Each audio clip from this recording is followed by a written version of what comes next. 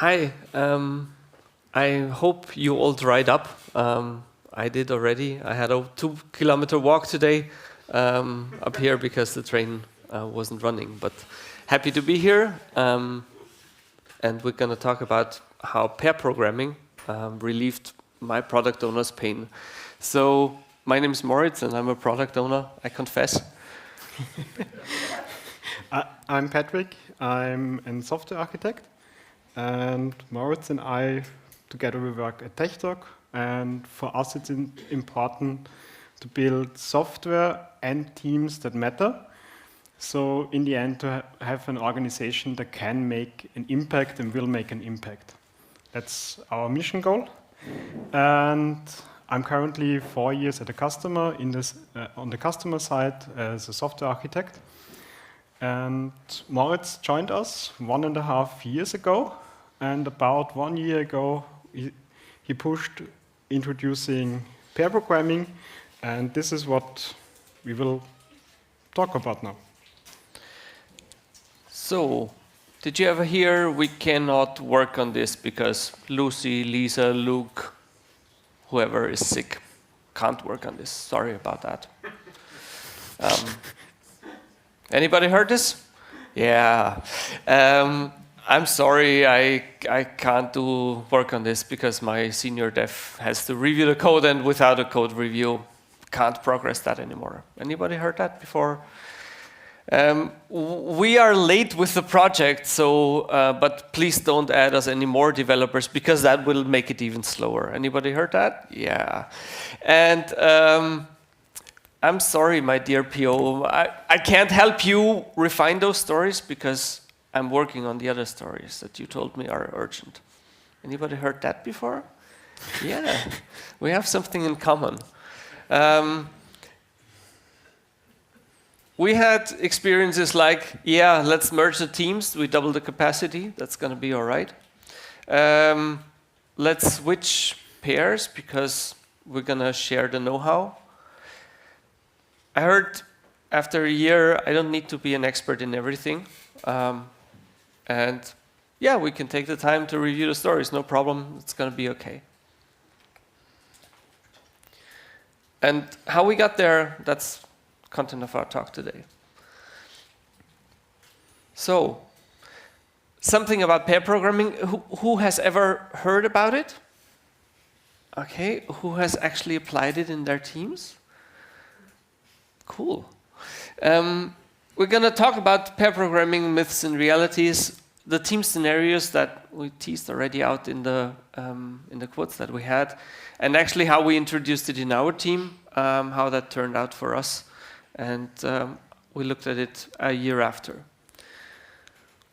So, pair programming, it's actually a quite old technique. It was published by, or promoted by Kent Beck in his book Extreme Programming, which came out 25 years ago, so around the time I started Volksschule.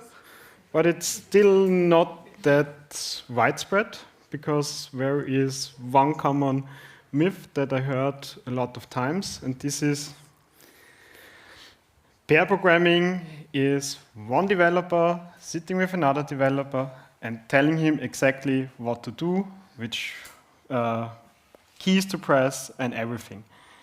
This is usually not a really good way of working. It helps for some kinds of situation, for example, teaching shortcuts and teaching some practices, but it's not the main part of pair programming. So in reality, you are in together on one topic, and you will solve what you need to solve together. So pair programming actually is a highly collaborative practice for two developers to tackle the same task as a team. And you have, as a team, different strategies that you can apply to get to the target. Our main focus was, and there are different styles, and our main focus was the driver navigator pattern, which I will explain now. But you also got the ping pong pattern, where one developer is writing a test and the other one is doing the implementation, so you switch around quite often. Or the strong styling, which is the one usually everyone thinks of, like one telling the other exactly what to do. For us, driver navigator is the most impactful of those patterns. And here you have the pair of two, and one is actually the driver, and the other one is the navigator. And we both have a different mindset currently when collaborating. The driver has the tactical mindset in part. He manages the IDE, the keyboard, he takes care of implementing the next goal, and is working. And on the other side, you have the navigator, who has more a strategic mindset. He's thinking like, what is the next goal that we have? Are we still on the road to that goal, or are we drifting apart? Which, be honest, happens to us developers quite a lot of times. So it's usually a great idea to have those navigator besides you, guiding you, that you stay focused on the next goal. And he's also helpful in taking notes, because you will stumble upon things like, oh, this needs some refactoring, or I don't know what this thing is doing. I should take notes and ask later on. So he is taking care of all these extra mental things that happen around implementing a user story. And the way we work is you have a sweet spot, and the sweet spot of strategy is you take a task, you decide the next tiny goal that you want to achieve. It can be as tiny as a test screen, the next commit message, the next pull request, some small refactoring that you want to take. You do this, and then you repeat this process. And after some time, you switch pairs with driver navigator, because actually navigation is really hard, and we will come to this later on. So the question is, this is now describing how two developers work together. And the question is, how do I come in as a product owner? And you see those two driver and navigator here from the car racing. But this is the game that we're playing here is not Formula One going in circles, but it's actually you're on a road, you're on a trip. And as a product owner, I'm part of that team that is going from A to B. We're going to search the Holy Grail. We're going from Paris to Dakar. And that takes you, that's a different path that you're taking. And so I'm interested in two things. One is, are we driving fast enough? And the other one is, are we going to the right goal? And this question of how do we drive? Where do we drive? How do we get there? What do we see on the way? How can we adapt to things? These are the sweet spots that I can take away from this kind of collaboration. And there are some situations that we had and how they turned out for us.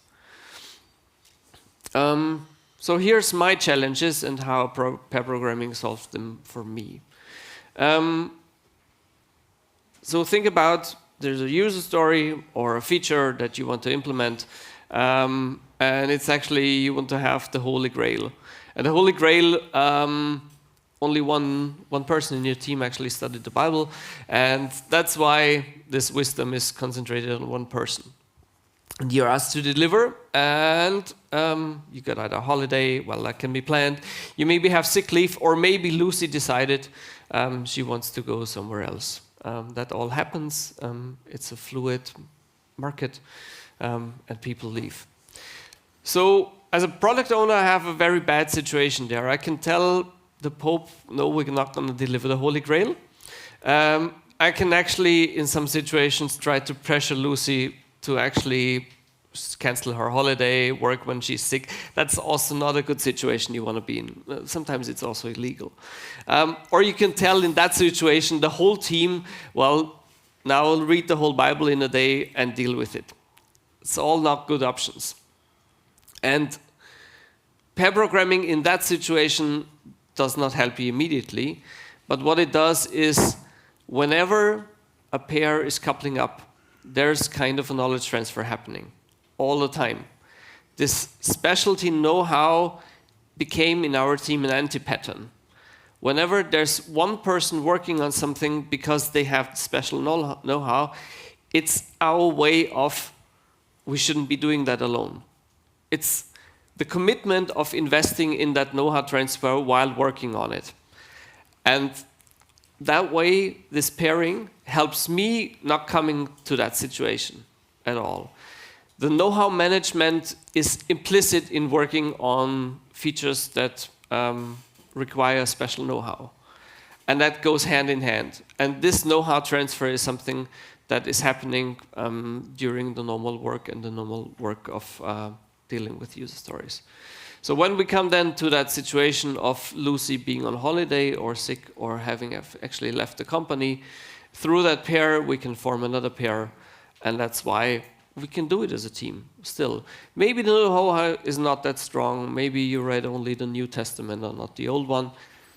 That's okay, but it's more than not having anything at all.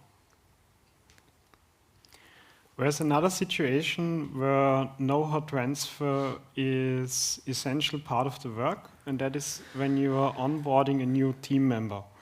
So assume you get a new colleague into your team, and you have to do onboarding. You have to get the developer up to speed to be able to take on user stories, know the knowledge base, know the working and everything.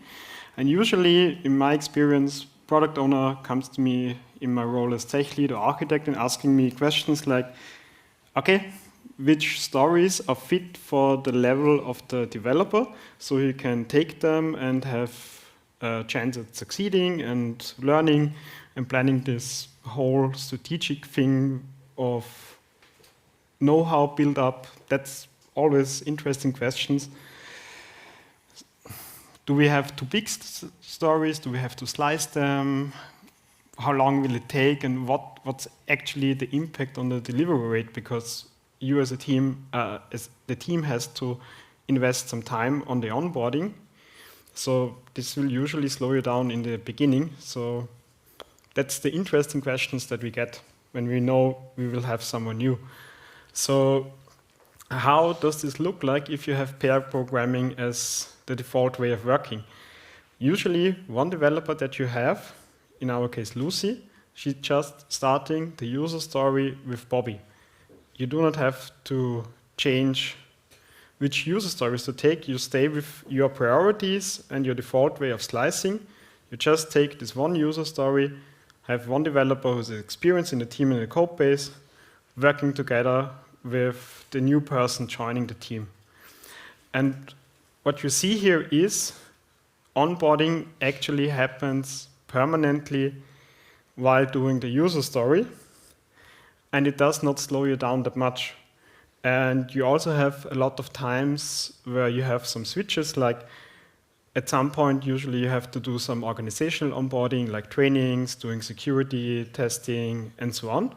So in that time, the user story can progress with Lucy working on it.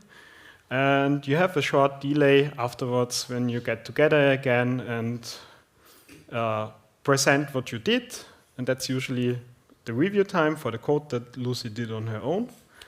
And you also have the other fact that usually senior developers, we have other responsibilities besides taking care of the user stories, and we need some time off from the user story.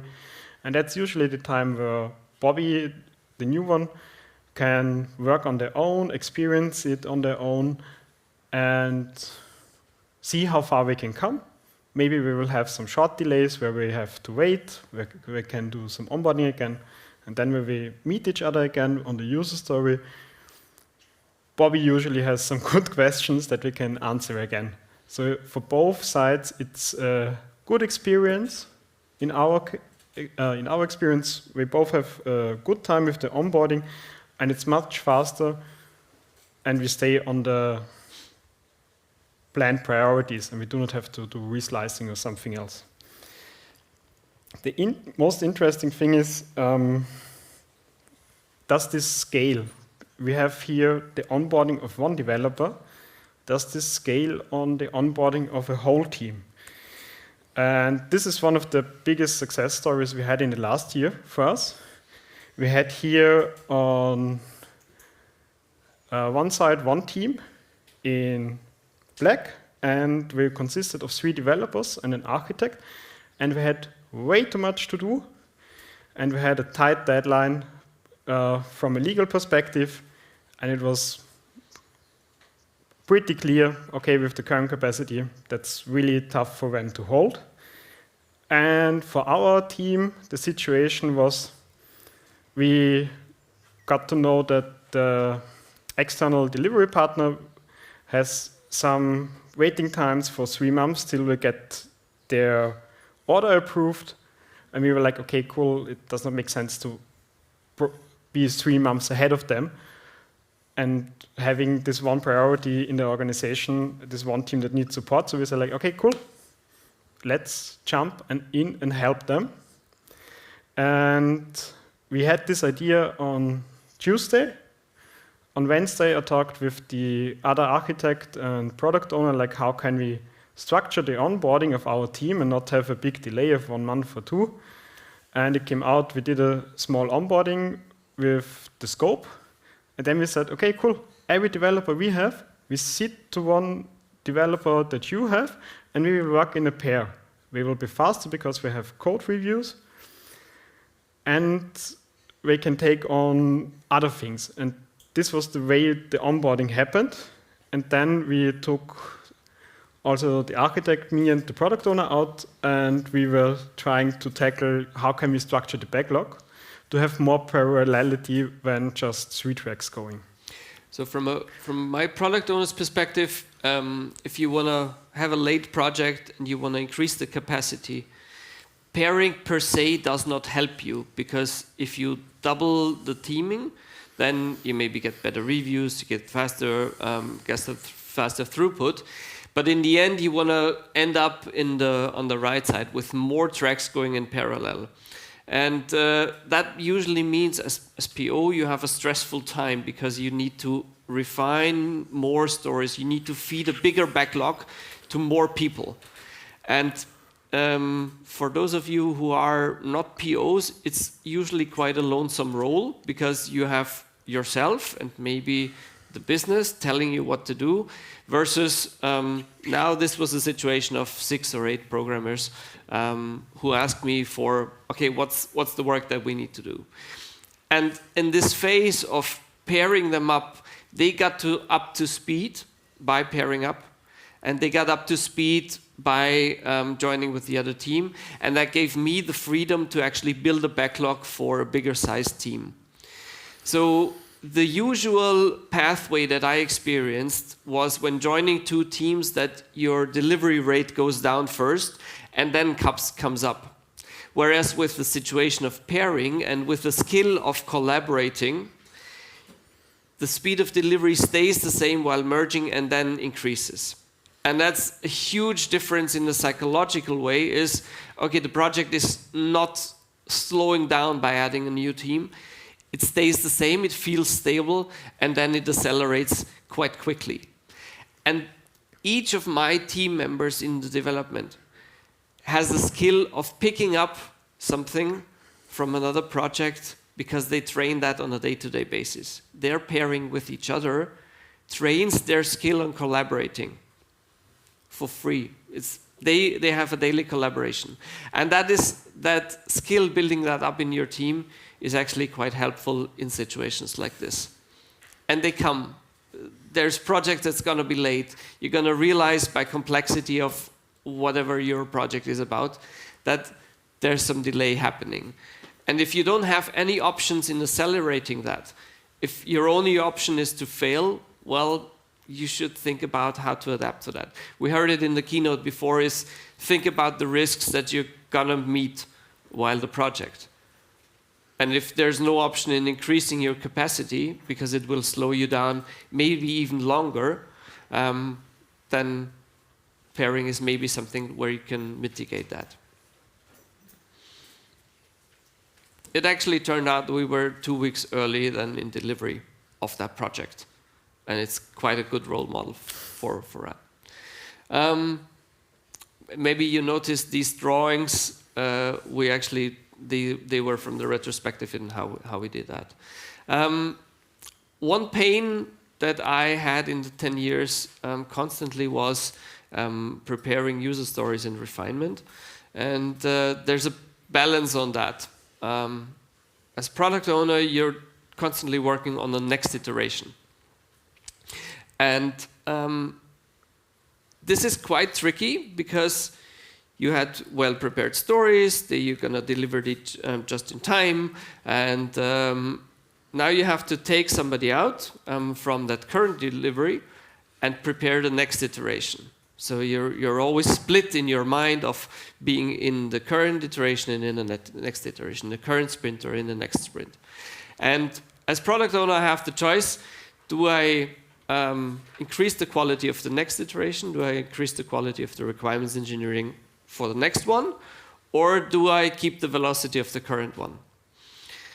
And that's stressful always, like having this balance, because I don't know when I need feedback on my user story. Sometimes you have a client meeting, you have the full context of what you're going to want to ask your architect, and you want to do that quite soon after that.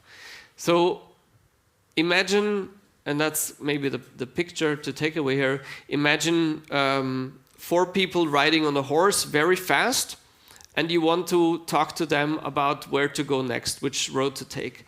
That's quite difficult. If you're doing pairing, you're running 2 carts in parallel, and one of the drivers of those 2 carts can come into the back and read the map with you. And that's what pair programming does, and that's what it does for me, is there's always somebody available and willing and not sacrificing the current sprint or the current iteration to actually plan on the next one. There's this number of using about 10% of your time in the sprint to prepare the next one. Well, we can take those 10% of the time. We do not need to take it on a block in a long, threadful refinement. We can take it user story by user story and prepare them. And that's a huge relief for my side on actually working on the user stories iteratively during the sprint. It also takes and creates an environment of psychological safety, because it's okay for the whole team to take a break and work on something else. And we will see that later. That's also necessary. This was preparing the next sprint on a user story level. And we heard it in the previous talk from Ralph and Veronica, when he talked about a team coming together, but it's actually 4 people working in parallel. And I've been in teams like this, and also when I joined this team, it was all about, when you think about the next iteration, okay, I have 4 developers, so that means I have to have 4 parallel work items. That should be independent, because if you have dependency on each other, then you have waiting times, and waiting times usually make you slower. And from my perspective, if you think as a product owner, you have 4 parallel independent work items. If you are in that situation, you maybe should talk to somebody who knows about the technical architecture, and then you will hear things like, we will have merge conflicts. Well, how do we do this story and then after this story? I hope we will not block each other. Or, hey, maybe if we touch all this area, then we need to refactor all across the board. But if we refactor all across the board, we will have merge conflicts, and there's no independence. Well. So usually, those are the questions that you hear in the refinement from the developers. And for me, it was always the kind of thing like, okay, how do you structure this and reduce the waiting times, reduce the merging pains, and get the things faster? And you can think of it like you have the code area and you have some user stories, and they will probably touch some parts of it. Like user story 1 could be on a technical layer, making some improvement, and it will usually touch everything that you have. And if you think about user story 2, 3, and 4, they could be vertical user stories building a business feature. And the issue is here now, you see user story 1 is in conflict with 2, 3, and 4, but 2 and 3 have a little bit overlap, 3 and 4 have a little bit overlap, so that's okay. But usually the developer doing user story 1 is not really liked by the other developers, and it makes it hard when to put into these refactorings that bring a lot, but they touch everything. So pair programming helps us here by reducing the amount of user stories in progress, and you have less overlaps. So usually what turned out good for us is here, you just take 2 of those user stories and start only them. You will still have some overlaps, but they are much easier to solve than the amount of overlaps that you had before, and you have way less conflict points or merge conflict points and so on. And also, what's cool is you will have those conflict points, but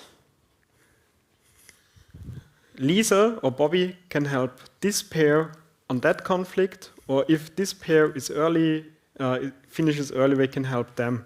So it reduces the friction in the system, and it helps to have a faster flow. So this faster flow is also the shift that we saw, because you would be afraid in introducing pair programming that you only have half the speed. And what we experience now after 1 year is that instead of parallelism or concurrency, you have a much faster serialization. So working from one story to the next. And it is not in the development part that we got faster, but in the parts that are in between. In the review, in the discussion, in the quality of the refinements. And there we saw the increase in our speed, not in the development itself. So the focus is, through pair programming, the focus became much more on a faster flow.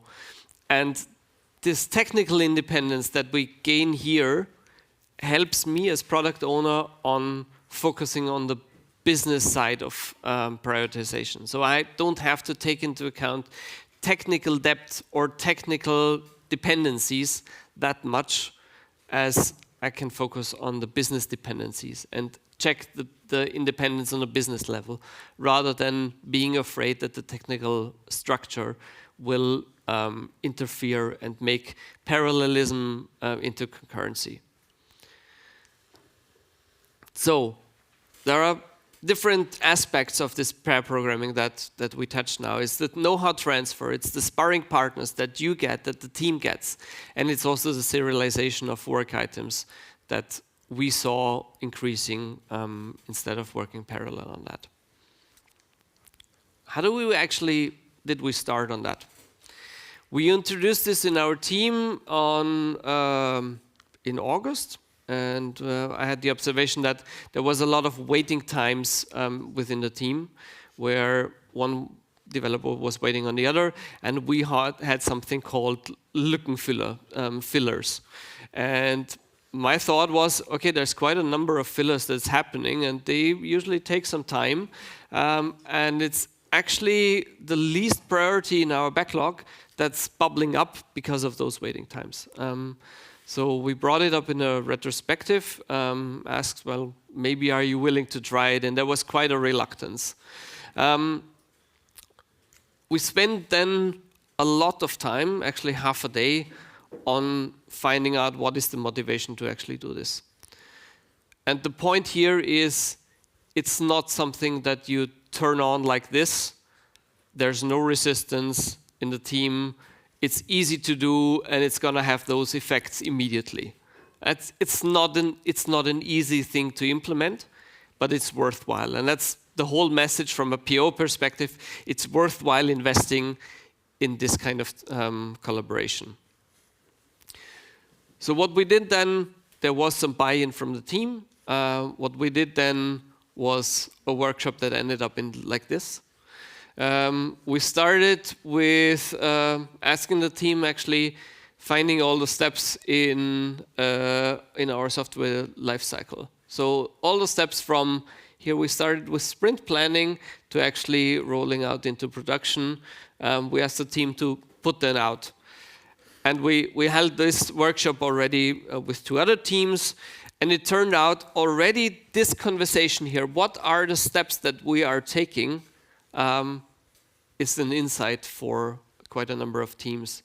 And it became especially interesting for product owners because there's some steps here before that, trying not to hit your eye, that are also kind of part of the software development lifecycle. And we talk about shift left in developer experience. And the shift left is actually, from a developer perspective, here to somewhere here with the testing. But it's also, from a product owner perspective, it's happening here on the requirements engineering. So how did we came up with this graph? We had our software development lifecycle, and we asked each team member to consider whether they're doing this alone or together at the moment.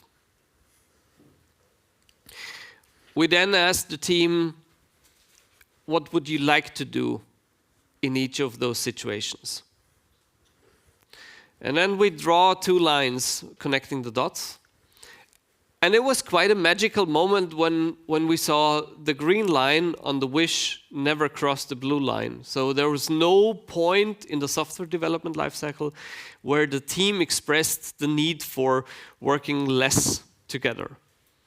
And that came out of all 3 teams that we worked with. But what you also see here is that it still goes up and down.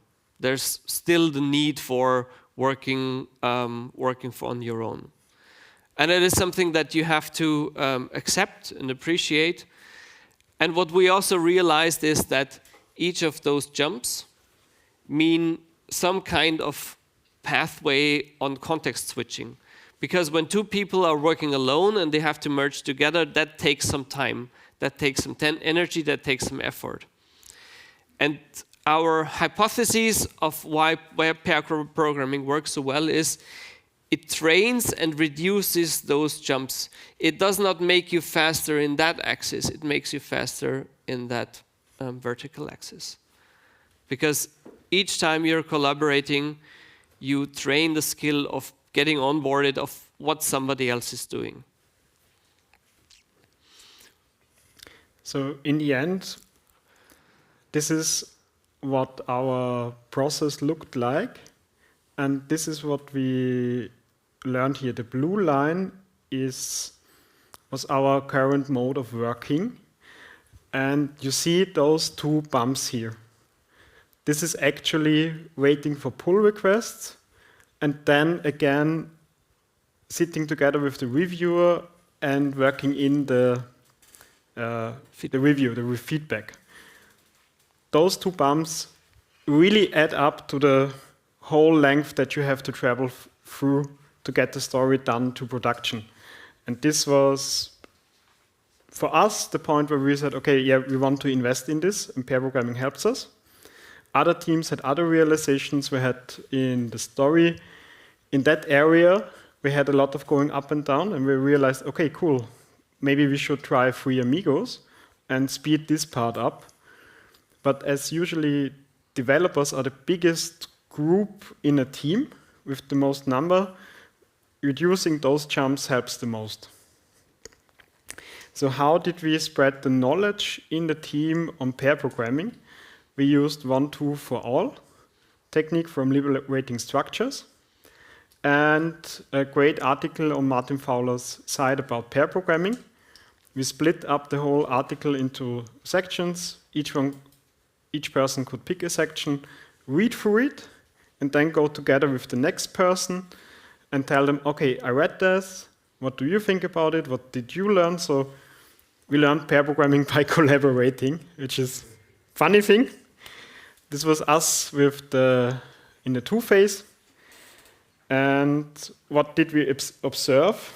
After 2 sprints, in the beginning we were like, okay, does this really pay off? What benefits do we have? So we paid close attention to this. And what I noticed is the developers, we made better decisions on how to tackle user stories and how to implement codes and designs. We also took on more refactorings than expected. And actually, the the result that we did was of higher quality. From the product owner perspective, we had the question like, do we slow down or what's happening?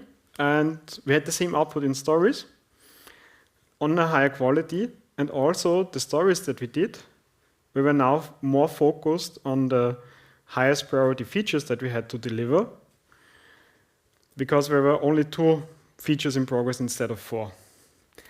And on a team basis, we realized that our stand-ups are changing, and not like in a report way of, okay, yeah, I did this, maybe I need someone for it.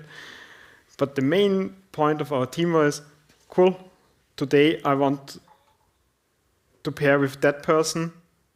Can we switch it up? Someone has other stuff that he has to attend to. Who can cover this? And so we focused really on how we will work together till the next daily.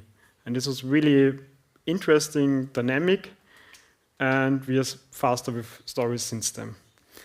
But it's not everything happy. There are also some challenges to overcome with pair programming. Like from a psychological perspective, a lot of people have stress if someone is watching them and maybe judging what we're doing or correcting mistakes. So this was a thing that we paid attention to in the beginning. And it turned out, because you switch driver navigator, you learn, okay, you're not getting judged and you don't judge the other one, but you're helping each other, which increased the psychological safety in the team tremendously. And you also have the time, the thing is, you need some time alone. You want to work on something alone, or you need focus time for yourself. And it turns out, because somebody starts early, somebody starts later, somebody has to attend other things, it turns out to not be that much of an issue in our setup. And what was really interesting is navigation was really hard for us to learn. And we had an extra retrospective on this, where we had the following outcomes. The key challenge for us was not to interrupt the driver all the time when you notice something, and giving the driver time and space to think and to notice their own mistakes or their own syntax errors or bad namings, whatever. You give them the time and then help them.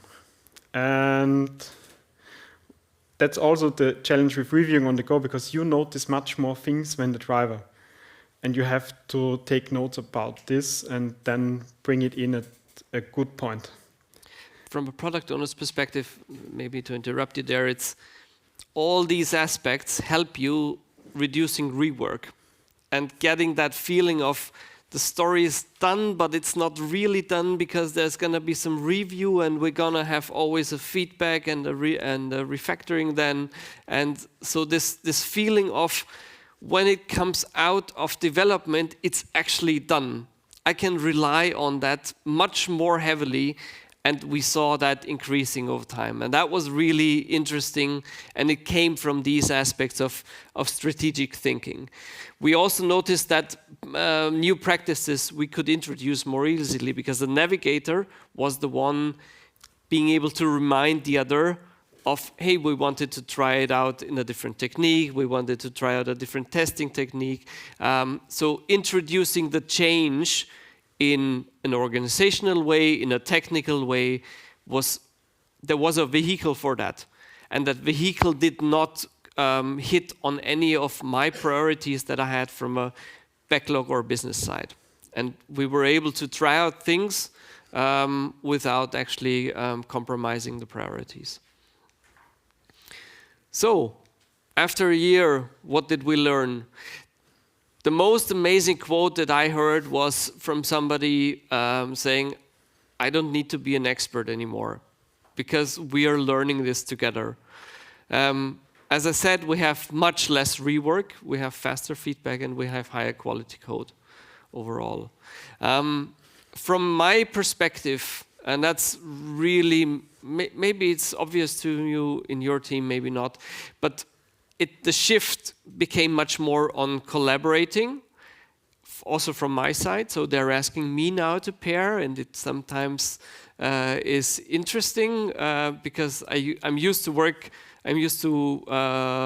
writing my user stories on my own. So now we're doing that collaboratively as well. But I'm not that good because I do not train that much. But it affects me. Yeah, it spreads out into the whole team. Other team members or other groups in the organization started to do pairing for know-how transfer, and the term pairing became more ubiquitous. And the business priorities drive the whole team. There's no more discussion about technical dependence, and overall, it feels like our refinements, our plannings, our stand-ups became much more focused because of the quality increase in the requirement engineering that we took during the sprint for the next one. And overall, we can say we're a happier team with pairing up. So pairing is good. That's the key message. But just because it worked out for us does not mean it will work out for you. And I'm curious to hear in the break of all your stories of how it worked in your organization. For us, it's something that maybe we inspire you to try out. From a product owner perspective, I can tell you it has a lot of benefits. But the benefits are not that obvious in terms of delivery of the software itself, but all the things that are happening around it. And that's the key or interesting issue is finding out how much time you're spending on this and reducing that. It will not work in every setup. It also takes a lot of commitment from each team member. Working together is intense. You can't do that for 8 hours a day. And it's gonna rise up some challenges. But that's the interesting thing is you can face those challenges together and it builds you as a group or as a team. And yeah, that's from a PO perspective also quite achievable and interesting. Thank you.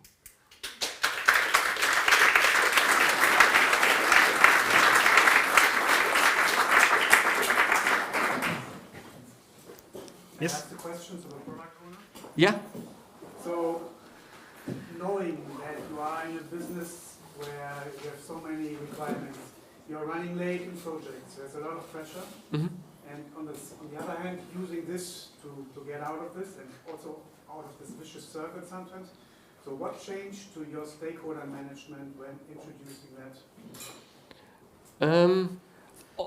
On the outside perspective, not much. What changed is that I have a faster feedback cycle on my requirements engineering, because if I get an idea, I can validate that with the development team much quicker, and I don't have to compromise on the current delivery, because I can take somebody out from a pair, get feedback on an idea on the technical feasibility, and then come back to that much faster than waiting for the next refinement or being afraid that I have to compromise the current delivery. And did you manage the cycle times or the throughput? Because it will be slower when you start with pairing. You will deliver less. We did not see on a 5-sprint measurement. Yeah. We did not see a dip in our delivery of features that we did in that iteration. For us, maybe that was the time, maybe that was the team, maybe it was a pairing. This is on data. We did not bring any actual data, but it's anecdotally, I can tell you we're delivering on this large scale. We're delivering a similar rate than the team did before. Your mileage may vary because for us the waiting times with pull requests and the reviews was a long topic. If you, for example, do trunk-based development and have another reviewing process, you will have another experience. How do you handle the pairing in a remote setting? That's a good question. We just use Teams and one is sharing the screen. We tried sometimes with sharing capabilities from Visual Studio Rider, Visual Studio Code. They did not turn out that good.